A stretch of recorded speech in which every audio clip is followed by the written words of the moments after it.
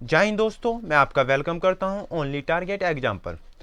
आज हम general science के 10 इंपॉर्टेंट क्वेश्चन के बारे में डिस्कशन करेंगे जो रेलवे, ग्रुप डी तथा एसएससी के लिए बहुत इंपॉर्टेंट है। टाइम ना वेस्ट करते हुए आज के हम अपने लेक्चर को प्रारंभ करते हैं। पहला क्वेश्चन है, परमाणु का समस्त द्रव्यमान निहित होता है। तो परमाणु का समस्त द्रव्यमान कहाँ निहित होता है? परमाणु के नाभिक में।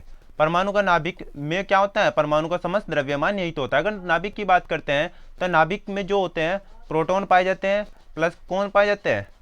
एक न्यूट्रॉन। ये किसके बराबर होते हैं? परमाणु भार के बराबर। ठीक है, जो ये प्रोटॉनों की संख्या है वो किसके बराबर होगी? इलेक्ट्रॉनों की संख्या के बराबर होगी।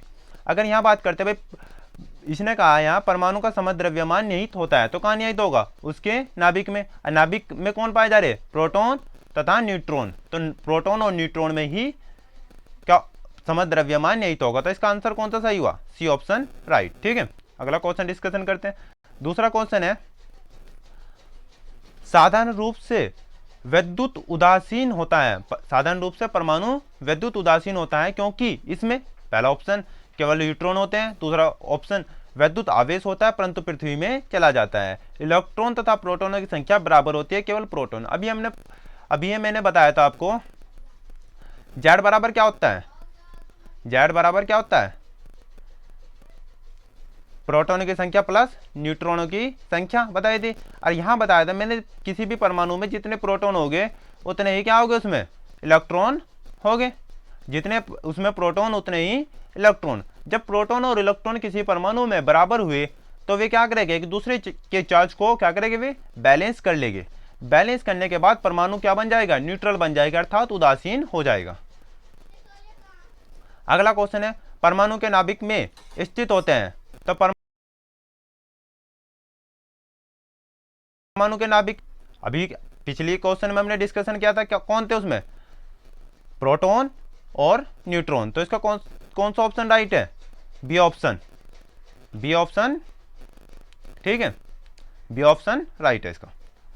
निम्नलिखित में से कौन सा कण नहीं है? इलेक्ट्रॉन भी कण है, प्रोटॉन भी कण है, न्यूट्रॉन भी कण है। अगर अल्फा कण की बात करते हैं, अल्फा क्या है? कण नहीं है।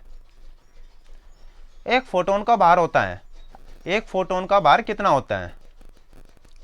जितना हाइड्रोजन परमाणु का भार होता है उतना ही एक फोटोन का भार होता है। जैसे हाइड्रोजन का एक कण लिया हमने, तो हाइड्रोजन का अगर परमाणु क्रमांक देखते हैं तो कितना होता है? एक। ऐसे ही उसमें उसका द्रव्यमान कितना होता है? एक, क्योंकि इसमें इलेक्ट्रॉन नहीं होता है। तो इसका जो जितना यानी कि भार होता है, हाइड्रोजन का भार होता है, उतना ही फोटोन का भार होता है। अगला क्वेश्चन है पांचवा, परमाणु के नाभिक में स्थित प्रोटॉन तथा न्यूट्रॉनों की संख्या का योग कहलाता है तत्व का। ठीक है, यहां पूछ रहा है ये प्रोटॉन प्लस न्यूट्रॉन की संख्या का योग कहलाता है। क्या कहलाता है? परमाणु का द्रव्यमान। द्रव्यमान कहलाएगा या परमाणु भार कहलाएगा? B option right. अगला क्वेश्चन है 6, किसी भी तत्व के दो समस्थानिक गुण भिन्न होता है। कौन सा गुण भिन्न होगा? अगर परमाणु के दो समस्थानिक लें, जैसे हमने हाइड्रोजन लिया, फिर ड्यूटेरियम लिया।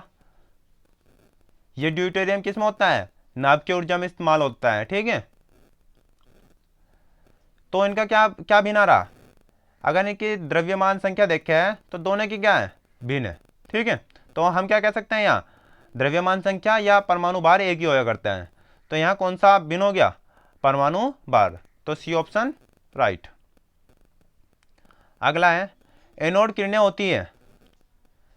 एनोड किरणें है, इसका होगा बी ऑप्शन। ये रिनाइन की धारा नहीं होने की इसमें। वैद्युत चुंबकीय की, ये तो गलती है। वैद्युत चुंबकीय की तरंगे, ये तो हो ही नहीं सकता। ये इलेक्ट्रॉनों की धारा। तो इसमें अगर हम देखते हैं तो ये क्या कह रहा है? आवेशित कण की धारा। ठीक है, इसका कौन सा ऑप्शन राइट होगा? बी। परमाणु में एक ही बीटा कण उत्सर्जित होने पर, अगर एक कण बीटा कण उत्सर्जित हुआ तो क्या होगा? भाई बीटा कण पर आवेश कैसा होता है?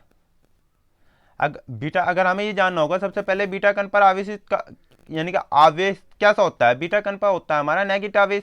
अगर उसमें से हमने क्या करा, परमाणु में से एक इलेक्ट्रॉन हमने निकाल दिया तो उसमें क्या हो गए, प्रोटॉनों की संख्या बढ़ जाएगी।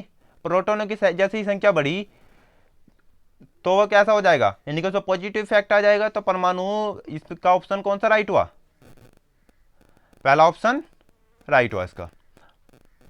8वां का कौन सा ऑप्शन राइट है, पहला, परमाणु में प्रोटॉनों की संख्या बढ़ जाएगी।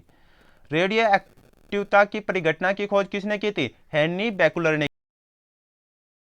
की, हेनरी बैकुलर ने की थी। रेडियो संक्रिया आयोडीन कौन से संबंधित रोग के निदान हेतु प्रयुक्त हो रहा है, किसके लिए प्रयुक्त हो रहा है, थायराइड के लिए, ठीक है, थायराइड के लिए प्रयुक्त हो रहा है। ऑप्शन एक राइट। Thank you. अगर आपको ये वीडियो लेक्चर अच्छा लगा है तो प्लीज़ चैनल को सब्सक्राइब कीजिए एंड वीडियो को लाइक कीजिए।